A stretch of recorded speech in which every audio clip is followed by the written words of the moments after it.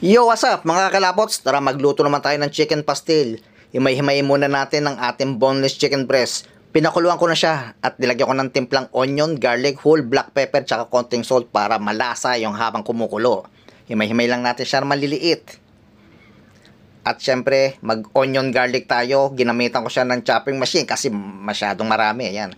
Pero mas marami, mas masarap, mas malasa. Susutay na rin natin yung ating hinimay-himay na chicken breast.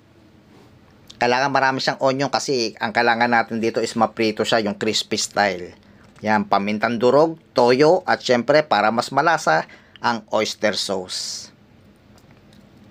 Ganyan, mas malasa yan, mas masarap.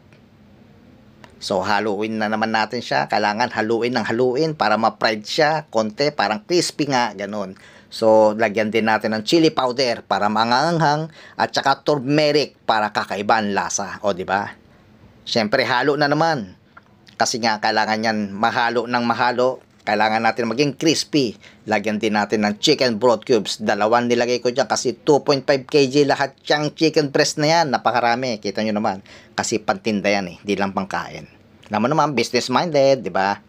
Yan. So, siguro di lang natin nahalo natin siya ng nahalo. Kasi masusunog yung ilalim niyan.